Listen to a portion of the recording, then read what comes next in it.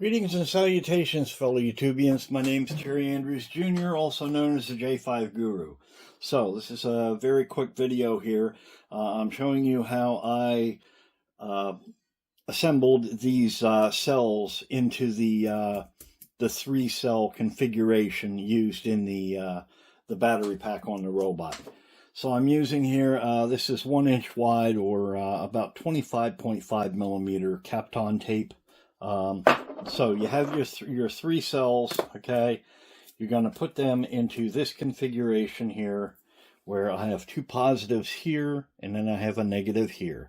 That is because of the wiring. That's the way they need to be configured in my particular instance. So you got your 3 individual cells. What you want to end up with is something like this, okay?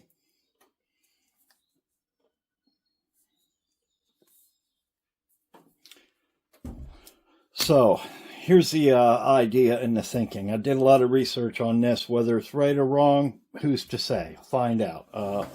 Anyhow, so I start off. I take the 3 cells.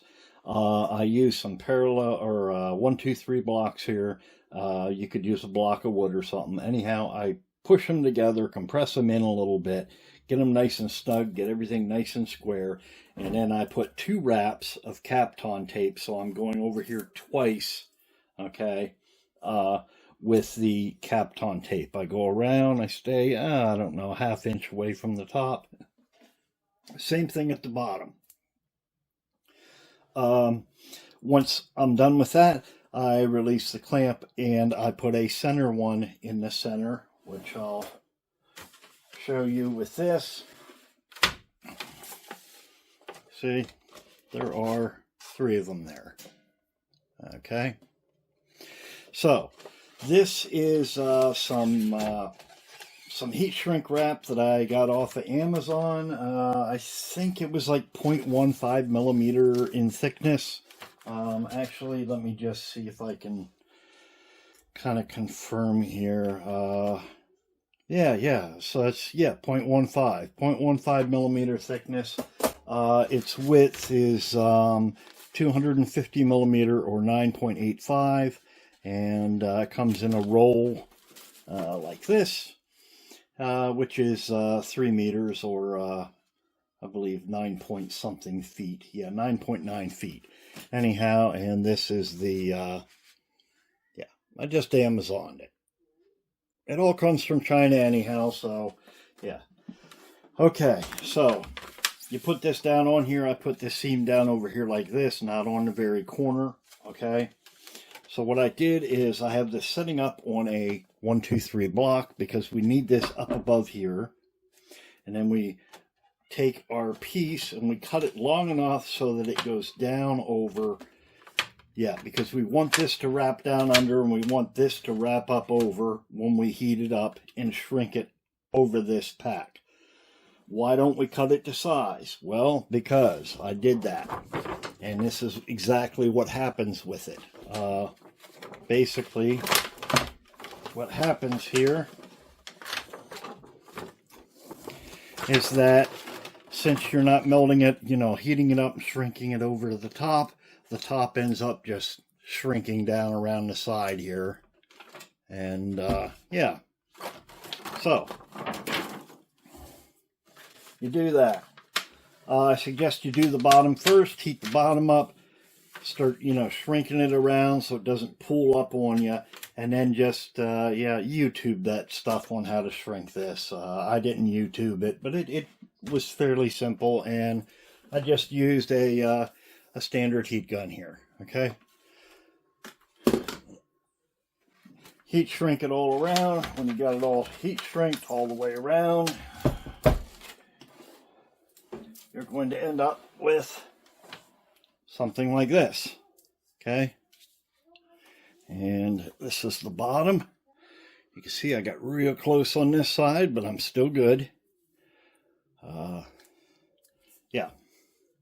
And then what you do is you take a razor and you carefully cut off the excess. You do not want it wrapped over the top.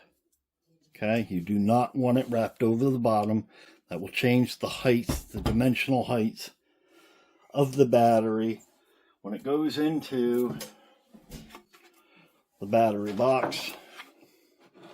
Okay. Oops. There we go. Yep. And this gets inserted in here just like that. And I believe this one, yeah, this one goes in here just like this. So, why wrap them? Two schools of thought. One, keep the batteries, the individual cells, from being able to shift amongst each other. You want them, you know, they're in the track drives, there's no suspension, there's a little piece of neoprene down at the bottom. Anyhow, yeah, these things are gonna, yep, they're gonna be subjected to a lot of vibration. So it is what it is. The Kapton tape helps to keep all the cells kind of, you know, firm with each other and also compress them a little. And then this outside tape helps to keep things compressed up, keep things from moving around. And also offers a little bit more protection than the standard thin stuff that comes from, you know, that comes with the batteries. These batteries, yeah, these were purchased from, what was it? Expert Power Direct. And yeah, these are helicoiled, okay? These are helicoiled with steel helicoils that go into the aluminum. These are 6mm set screws that I put in here.